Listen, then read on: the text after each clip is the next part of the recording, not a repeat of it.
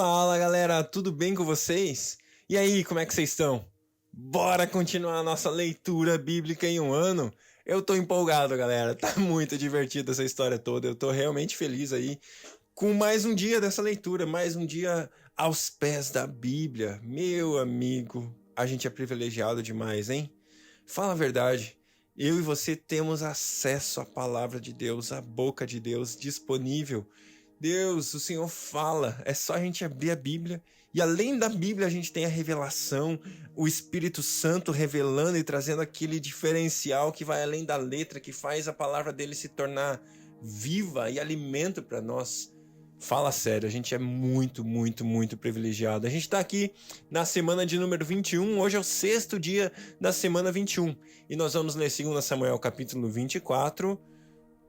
Primeira Reis, capítulo 1, é isso aí, estamos acabando 2 Samuel e entrando hoje em Primeira Reis, vamos ler Primeira Reis, capítulo 1, e também o clássico 1 Coríntios, capítulo 13, dia cheio de coisas boas, cheio de textos conhecidos, famosos e super profundos para nós lermos e acompanharmos na palavra de Deus. Então vamos lá, semana 21, quinto dia, 2 Samuel 24, 1 Reis 1 e também 1 Coríntios capítulo 13. Deus, obrigado por esse dia, pela vida que o Senhor nos dá. Obrigado porque o Senhor cuida de nós, Deus, de uma maneira que nós nem imaginamos, Pai. Mesmo que existem coisas que acontecem ao nosso redor que a gente não tem nem ideia. Mas foi o Senhor cuidando de nós, nos livrando, nos abençoando, pensando no nosso futuro de uma maneira surpreendente. O Senhor cuida de nós de uma maneira que nós nem poderíamos imaginar ou quem sabe chegar perto daquilo que o Senhor faz por nós, Pai. Muito obrigado, nós queremos nos render ao Senhor, Pai. Confiar no seu cuidado, confiar no seu amor, confiar em tudo que o Senhor faz por nós, Pai. É isso que nós queremos fazer. E assim nós queremos render as nossas vidas, os nossos temores, as nossas ansiedades e dizer que confiamos em Ti. O Senhor é Deus e no Senhor nós podemos confiar. Muito obrigado, Senhor. Obrigado por esse tempo de leitura da Sua palavra. Fala conosco. Mais um dia, mais uma vez. Queremos ouvir a Sua voz. Em nome de Jesus. Amém. 2 Samuel, capítulo 24. Mais uma vez, irou-se o Senhor contra Israel e incitou Davi contra o povo, levando-o a fazer um censo de Israel e de Judá. Então o rei disse a Joabe e aos outros comandantes do exército: vão por todas as tribos de Israel, de Dan a Berseba, e contem o povo, para que eu saiba quantos são. Joabe, porém, respondeu ao rei: que o Senhor, o teu Deus, multiplique o povo por 100, e que os olhos do rei, meu senhor, o vejam. Mas por que o rei, meu senhor, desejas fazer isso? Mas a palavra do rei prevaleceu sobre a de Joabe e sobre a dos comandantes do exército. Então eles saíram da presença do rei para contar o povo de Israel. E, atravessando o Jordão, começaram em Aroer, ao sul da cidade do vale. Depois foram para Gade, e de lá para Jazar. Gileade e Cádiz dos Hititas chegaram a Dan-Jaã e às proximidades de Sidom. Dali seguiram na direção da fortaleza de Tiro e de todas as cidades dos heveus e dos cananeus. Por último, foram até Berseba, no Neguebe de Judá. Percorreram todo o país e voltaram a Jerusalém ao fim de 9 meses e 20 dias. Então Joabe apresentou ao rei o relatório do recenseamento do povo. Havia em Israel 800.000 homens habilitados para o serviço militar, e em Judá 500.000. Depois de contar o povo, Davi sentiu remorso e disse ao Senhor: pequei gravemente com o que fiz. Agora, Senhor, eu imploro que perdoes o pecado do teu servo, porque cometi uma grande loucura. Levantando-se Davi pela manhã, o Senhor já tinha falado a Gade, o vidente dele: vá dizer a Davi: assim diz o Senhor, eu estou dando a vocês 3 porções ou 3 opções de punição. Escolha uma delas e eu a executarei contra você. Então Gade foi a Davi e lhe perguntou: o que você prefere? 3 anos de fome em sua terra, 3 meses fugindo dos adversários que o perseguirão, ou 3 dias de praga em sua terra? Pense bem e diga-me o que deverei responder àquele que me enviou. Davi respondeu: é grande a minha angústia, prefiro cair nas mãos do Senhor, pois grande é sua misericórdia a cair nas mãos dos homens. Então o Senhor enviou uma praga sobre Israel desde aquela manhã até a hora que tinha determinado. E morreram 70.000 homens do povo, de Dan a Berseba. Quando o anjo estendeu a mão para destruir Jerusalém, o Senhor arrependeu-se de trazer essa catástrofe e disse ao anjo destruidor: Pare, já basta. Naquele momento, o anjo do Senhor estava perto da eira de Araúna, o Jebuseu. Ao ver o anjo que estava matando o povo, disse Davi ao Senhor: Fui eu que pequei e cometi iniquidade. Estes não passam de ovelhas. O que eles fizeram? Que o teu castigo caia sobre mim e sobre a minha família. Naquele mesmo dia, Gade foi dizer a Davi: Vá e edifique um altar ao Senhor na eira de Araúna, o Jebuseu.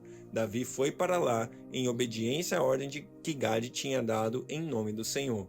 Quando Araúna viu o rei e seus soldados vindo ao encontro dele, saiu e prostrou-se perante o rei com o rosto em terra, e disse: Por que o meu senhor e rei veio ao teu servo? Respondeu Davi: Para comprar sua eira e edificar nela um altar ao Senhor, para que cesse a praga no meio do povo. Araúna disse a Davi: O meu senhor e rei pode ficar com o que desejar e oferecê-lo em sacrifício. Aqui estão os bois para o holocausto, e o debulhador e o jugo dos bois para a lenha. Ó rei, eu dou tudo isso a ti. E acrescentou: Que o Senhor, o teu Deus, aceite a tua oferta. Mas o rei respondeu: Não, faço questão de pagar o preço justo. Não oferecerei ao Senhor, o meu Deus, holocaustos que não me custem nada. E comprou a eira e os bois por 50 peças de prata. Davi edificou ali um altar ao Senhor e ofereceu holocaustos e sacrifícios de comunhão. Então o Senhor aceitou as súplicas em favor da terra e terminou a praga que destruía Israel. Uau, uau, eu não oferecerei ao Senhor sacrifícios ou holocaustos que não me custem nada. Esse texto fala muito para mim, fala muito comigo, porque um fato gigantesco é que Jesus Cristo, ele pagou todo o preço pelo nosso acesso a Deus, pelo nosso relacionamento com Deus. Aquilo que ele fez é completo. Mas eu e você precisamos aprender uma coisa muito importante. Seguir a Jesus é de graça, mas viver uma vida intensa com Ele custa tudo para você, custa tudo para mim. Tanto que esse mesmo Jesus que nos salva, ele fala para mim: você precisa negar-se a si mesmo todos os dias. Você precisa se negar e seguir-me, tomar a minha cruz e me seguir. Sabe, é dessa maneira que eu e você seguimos a Cristo. Se eu e você queremos ter uma vida de intimidade com Deus, uma vida de relacionamento com Deus, uma vida que espalha a presença, que espalha o amor de Deus de uma maneira sobrenatural aqui na terra, eu e você devemos sim nos render. Parece um preço, parece um sacrifício, mas quando a gente vive ele, a gente vai perceber que vale tudo.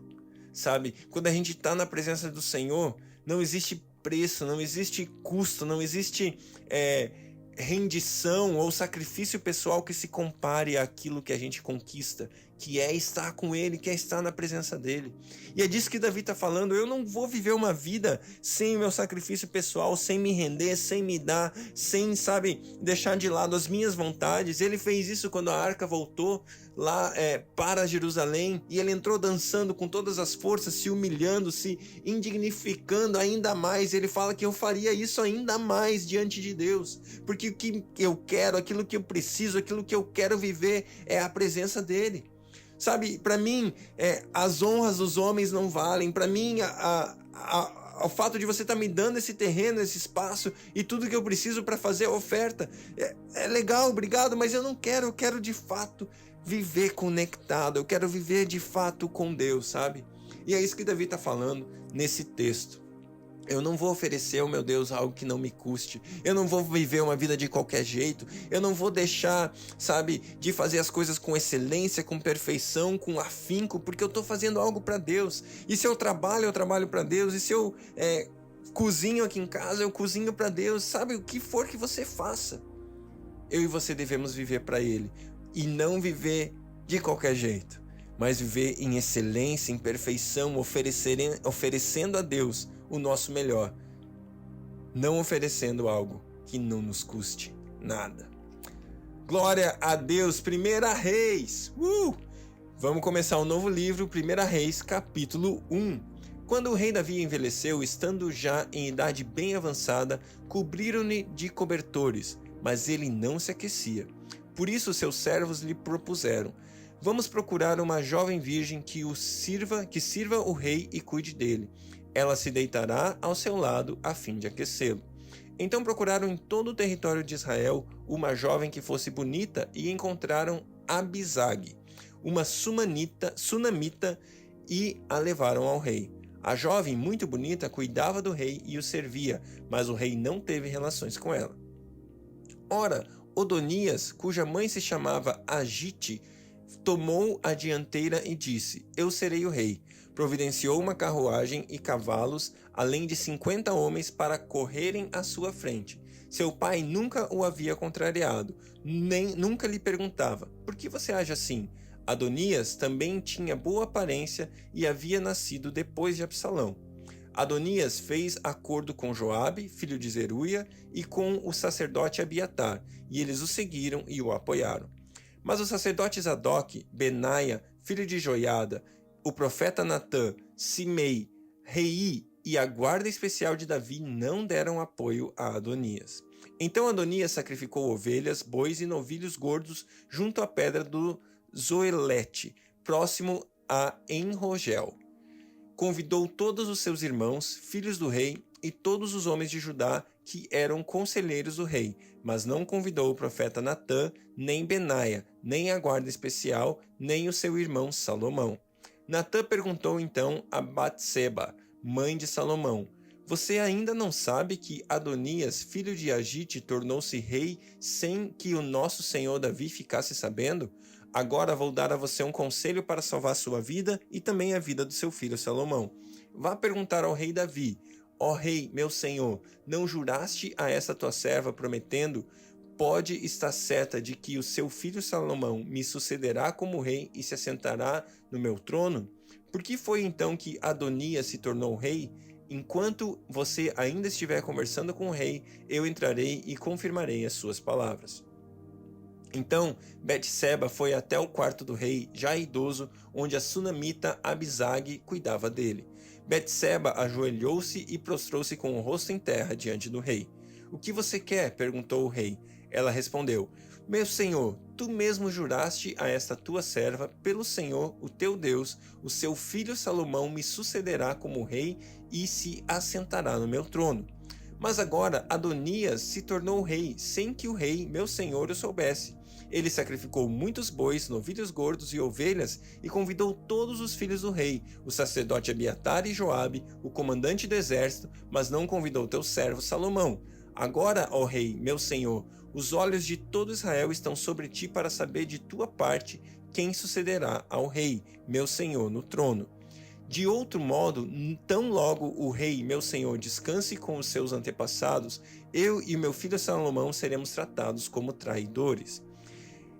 Ela ainda conversava com o rei quando o profeta Natã chegou. Assim que informaram ao rei que o profeta Natã havia chegado, ele entrou e prostrou-se com o rosto em terra diante do rei. E Natã perguntou: ó rei, meu senhor, por acaso declaraste que Adonias te sucederia como rei e que ele se assentaria no seu trono? Hoje ele foi matar muitos bois, novilhos gordos e ovelhas. Convidou todos os filhos do rei, os comandantes do exército e o sacerdote Abiatar. Agora eles estão comendo e bebendo com ele e celebrando. Viva o rei Adonias! Mas ele não convidou a mim, que sou teu servo, nem ao sacerdote Zadok, nem a Benaia, filho de Jodaia, nem a teu servo Salomão. Seria isto algo que o rei meu senhor fez sem deixar que os seus conselheiros soubessem quem sucederia ao rei meu senhor no trono? Então o rei Davi ordenou: chamem Betseba. Ela entrou e ficou em pé diante dele. O rei fez um juramento: juro pelo nome do Senhor, o qual me livrou de todas as adversidades, que sem dúvida, hoje mesmo, vou executar o que jurei pelo Senhor, o Deus de Israel. O meu filho Salomão me sucederá como rei e se assentará no meu trono em meu lugar. Então Betseba prostrou-se com o rosto em terra e, ajoelhando-se diante do rei, disse: que o rei Davi, meu senhor, viva para sempre. E o rei Davi ordenou: chamem os sacerdotes Zadoque, o profeta Natã e Benaia, filho de Joiada. Quando eles chegaram à presença do rei, ele os instruiu: levem os conselheiros do seu senhor com vocês. Ponham meu filho Salomão sobre a minha mula e levem-no a Giom. Ali o sacerdote Zadoque e o profeta Natã o ungirão rei sobre Israel. Nesse momento, toquem a trombeta e gritem: viva o rei Salomão! Depois acompanhem-no e ele virá assentar-se no meu trono e reinará em meu lugar. Eu o designei para governar Israel e Judá. Benaia, filho de Joiada, respondeu ao rei: assim se fará, que o Senhor, o Deus do rei, meu senhor, o confirme. Assim como o Senhor esteve com o rei, meu senhor, também esteja ele com Salomão, para que ele tenha um reinado ainda mais glorioso que o reinado do meu senhor, o rei Davi. Então os sacerdotes Zadoque, o profeta Naã, Benaia, filho de Joiada, e os queretitas e os peletitas fizeram Salomão montar na mula do rei Davi e o escoltaram até Giom. O sacerdote Zadoque pegou na tenda o chifre com óleo e ungiu Salomão. A seguir, tocaram a trombeta e todo o povo gritou: viva o rei Salomão! E todo o povo o acompanhou tocando flautas, celebrando de tal forma que o chão tremia com o barulho. Adonias e todos os seus convidados souberam disso quando estavam terminando o banquete. Ao ouvir o toque da trombeta, Joabe perguntou: o que significa essa gritaria, esse alvoroço na cidade? Falava ele ainda quando chegou Jonatas, filho do sacerdote Abiatar, e Adonias lhe disse: entre, pois um homem digno como você deve estar trazendo boas notícias. De modo algum, respondeu Jonatas a Adonias. Davi, o nosso rei e senhor, constituiu rei a Salomão. O rei enviou com ele os sacerdotes Zadoque, o profeta Natã, Benaia, filho de Joiada, os queretitas, os peletitas, e eles o fizeram montar na mula do rei. Depois os sacerdotes Zadoque e o profeta Natã o ungiram rei em Giom. De lá eles saíram celebrando e a cidade está alvoroçada. É esse o barulho que vocês ouvem. Além disso, Salomão já se assentou no trono real. Até mesmo os oficiais do rei foram cumprimentar Davi, o rei nosso senhor, dizendo: que o teu Deus torne o nome de Salomão mais famoso que o teu, e o seu reinado mais glorioso que o teu. E o rei curvou-se reverentemente em sua cama e disse: bendito seja o Senhor, o Deus de Israel, que permitiu que os meus olhos vissem hoje um sucessor em meu trono. Diante disso, todos os convidados de Adonias entraram em pânico e se dispersaram, mas Adonias, com medo de Salomão, foi agarrar-se às pontas do altar.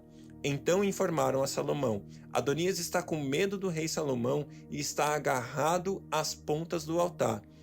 Ele diz: que o rei Salomão jure que não matará a este seu servo pela espada. Salomão respondeu: se ele se mostrar confiável, não cairá nenhum só fio de cabelo de sua cabeça, mas se nele se descobrir alguma maldade, ele morrerá. Então o rei enviou alguns soldados, e eles o fizeram descer do altar. E Adonias veio e se curvou solenemente perante o rei Salomão, que lhe disse: vá para casa. Glória a Deus pela palavra de Deus, glória a Deus pelo novo rei, o rei Salomão, que surgiu aqui nesse momento, nesse início de tempo onde uma trama quase aconteceu, onde alguém quase se apossou do trono sem a permissão, sem a bênção do rei, mas graças a Deus, Deus moveu, Deus interviu, e aqui a gente tem Salomão, então, assumindo o reinado sobre Israel e Judá. 1 Coríntios, capítulo 13. Esse texto é super famoso, é um clássico da palavra de Deus. Ainda que eu fale a língua dos homens e dos anjos, se não tiver amor, serei como um sino que ressoa, ou como um prato que retine. Ainda que eu tenha o dom de profecia, saiba todos os mistérios e todo o conhecimento, e tenha uma fé capaz de mover montanhas, se não tiver amor, nada serei. Ainda que eu dê aos pobres tudo o que possuo, e entregue o meu corpo para ser queimado, Se não tiver amor, nada disso me valerá. O amor é paciente, o amor é bondoso. Não inveja, não se vangloria, não se orgulha, não maltrata, não procura seus interesses, não se irrita ou não se ira facilmente, não guarda rancor. O amor não se alegra com a injustiça, mas se alegra com a verdade. Tudo sofre, tudo crê, tudo espera, tudo suporta. O amor nunca perece, mas as profecias desaparecerão, as línguas cessarão, o conhecimento passará. Pois em parte conhecemos e em parte profetizamos. Quando, porém, vier o que é perfeito, o que é imperfeito desaparecerá. Quando eu era menino, falava como menino, pensava como menino e raciocinava como menino. Quando me tornei homem, deixei para trás as coisas de menino. Agora, pois, vemos apenas um reflexo obscuro, como em espelho, mas então veremos face a face. Agora conheço em parte, então conhecerei plenamente, da mesma forma com que sou plenamente conhecido. Assim, permanecem agora estes três: a fé, a esperança e o amor. O maior deles, porém, é o amor. Glória a Deus pela sua palavra. Esse texto é, de novo, extremamente profundo, nos ensina muito sobre quem Deus é, as características de Deus. A palavra de Deus fala que Deus é amor. E aqui, Paulo está descrevendo o que é o amor, como que o amor age. Você lembra que ontem a gente leu 1 Coríntios 12 e lá nós vimos a ação do Espírito através dos dons do Espírito Santo? E aqui os dons do Espírito Santo ele está falando a respeito da fé. Lembra no final, o último versículo de 1 Coríntios 13 fala a fé, a esperança e o amor, e o maior deles sendo o amor, né? Então, os dons do Espírito estão relacionados à fé. Os dons ministeriais, que são os dons dados pelo Senhor Jesus, falam da esperança. E a atuação de Deus é a atuação do amor, que é a maior deles ali, né? Que ele acaba dizendo como o maior deles é o amor, porque o amor é perfeito, o amor é eterno, o amor ele é aquilo que conduz a todos nós. Jesus Cristo falou que de todos os mandamentos eles se cumprem ou eles se realizam, eles se resumem no fato de que nós devemos amar a Deus acima de todas as coisas e o próximo como a nós mesmos. O amor, ele é o vínculo da perfeição, ele é aquele que torna tudo perfeito. Aquilo que é desconhecido, aquilo que a gente hoje não compreende, quando nós encontrarmos o amor, quando nós vivemos em amor, as coisas se tornam claras para nós. Aquilo que antes era infantil se torna perfeito quando a gente vive em amor. Sabe, viver uma vida de amor, viver uma vida de entrega, viver uma vida de doação, mas não uma doação pela doação, como ele falou. Não tem valor nenhum se você simplesmente morrer, se você der seu corpo para ser queimado, se você não tiver amor, nada disso vale. Sabe, então, o amor ele torna tudo que nós fazemos perfeito. Se você faz algo, faça com amor, faça com perfeição. E a gente leu hoje, graças a Deus, aqui no nosso plano de leitura, a gente leu 2 Samuel 24, onde Davi fala: eu não vou oferecer nada que não tenha preço, que não tenha valor para mim. E é isso, e a gente lê agora aqui 1 Coríntios 3, onde a gente percebe que a gente coloca valor nas coisas, a gente empenha valor nas coisas quando a gente faz por amor. Na lei vivia-se na lei, mas na graça vive-se no amor. Então antes, no Antigo Testamento, era tudo criado, era tudo regido pela lei. Tudo era feito por obrigação, por lei. Mas no Novo Testamento não é assim. Nós já conquistamos tudo por causa da graça de Jesus. E agora eu e você podemos viver o cristianismo de uma maneira diferente. E a maneira diferente que eu e você devemos viver o cristianismo é baseada no amor, baseada em doar-se, em entregar a sua vida em amor, não em obrigação, não em sacrifício, mas em amor. Porque se a gente fizer qualquer coisa sem amor, isso não tem valor. Ame o Senhor, o seu Deus, acima de todas as coisas, e o próximo como a você mesmo. Que Deus abençoe o seu dia e até amanhã.